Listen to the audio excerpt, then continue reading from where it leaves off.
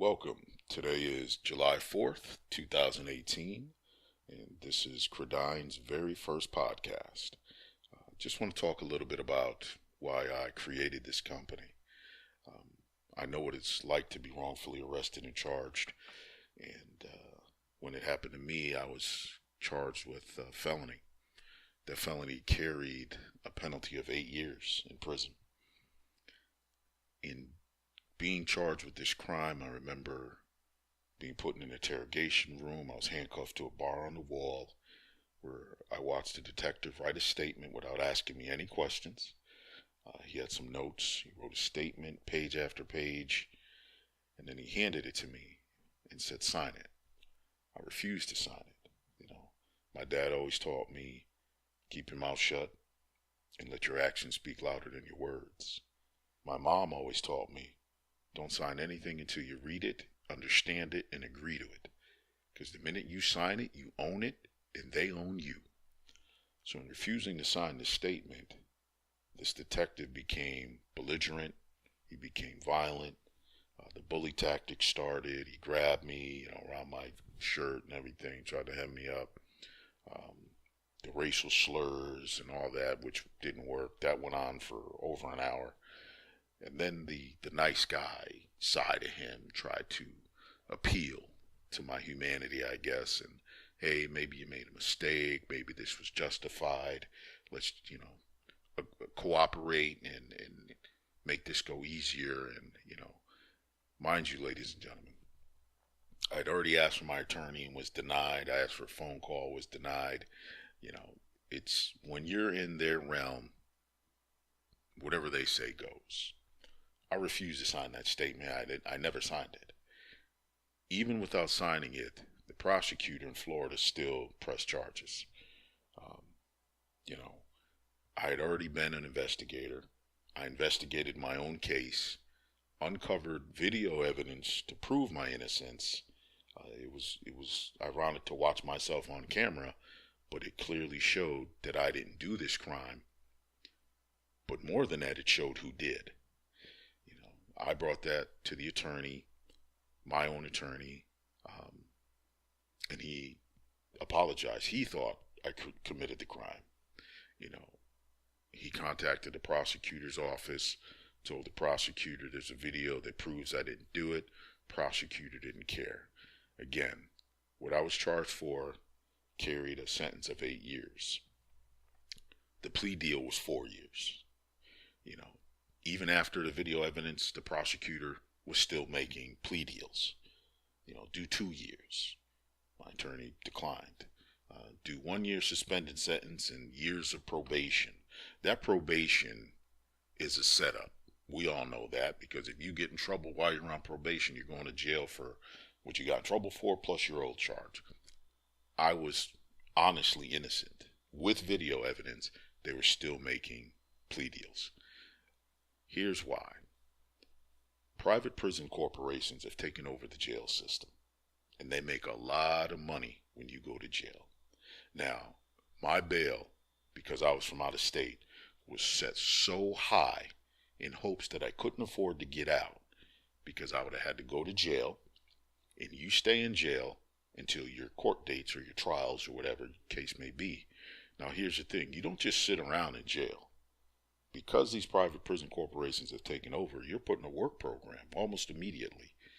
And you're producing goods and services that these corporations make so much money on, it's ridiculous.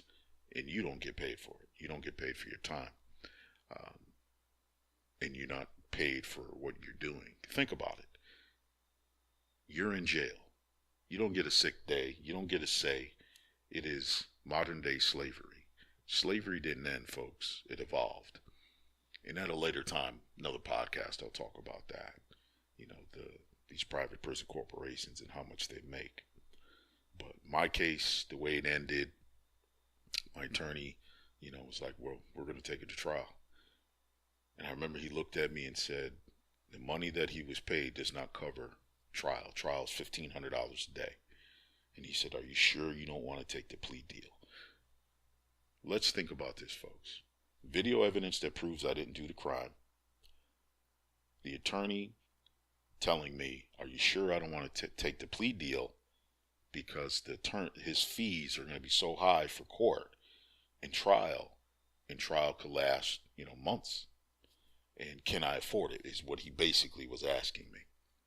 Now, with everything combined, to prove my innocence cost over $50,000, almost $51,000, to prove with video evidence that I did not commit the crime I was accused of and wrongfully arrested of. You think it would end there, right? Well, it did not. Prior to us going to trial, we had one more court date where the prosecutor finally decided to dismiss the case. They saw I was ready to fight. They saw the money was there to fight this case, in travel and attorney's fees and rental cars, all that, ready to go to prove my innocence. When the prosecutor decided to dismiss the case, the judge disagreed. My attorney argued with the judge and the prosecutor that there's video evidence clearly shows the judge did not want to see the evidence. He did not care. The video might be inadmissible in court anyway. Nope. The judge was very upset about dismissing this case. He did what's called a null pros. He had the prosecutor do a null pros, a nullification of the prosecution. And I could not believe it. I didn't understand what that meant, but here's what it means. Nullification of prosecution means you're still charged. You still have a record for 13 months. As long as you're a good boy for 13 months, you can get it expunged. It'll get taken off your record. Now, ladies and gentlemen, this took years and almost $51,000 to prove my innocence. With video evidence to prove I didn't do it again, I was still punished. Because if you get in trouble within them 13 months, you're charged for your old charge and a new charge, and they want to hammer you. That probation system is waiting for you to get in trouble. We all know this. The system, you have two systems. You have the criminal justice system, then you have the criminal injustice system. Now that I do these interviews and go to these prisons and talk to people, I'm aware of what's going on. The system is designed to drain you of resources to make you fold and accept plea deals that ultimately you end up in prison anyway. It may take a while, but it more than likely happens. You put someone on probation for 5 years, 8 years, 10 years, and tell them not to get in trouble, but you set these parameters. You got to check in, once a month. You got to wear this bracelet on your ankle. I mean, there's so many restrictions. You can't leave this area. You got to work here. Your life is not your own. Freedom is priceless, ladies and gentlemen. Absolutely priceless. But even after my case, after the 13 months went by, after the whole thing was dismissed, I found myself still depressed. I found myself shut in. I didn't want to go anywhere. I just didn't want to get in trouble again. I became a shut-in. And that's why with this company, I added the, benefit of discount travel, discount dining, movie discounts. It's to get you out there and enjoying life. Save some money while you're out there. But think about this. With the membership dues, which covers the reassurance and the discount plan to go out and enjoy your life. Let's say you go out, you're taking your lady out for the night.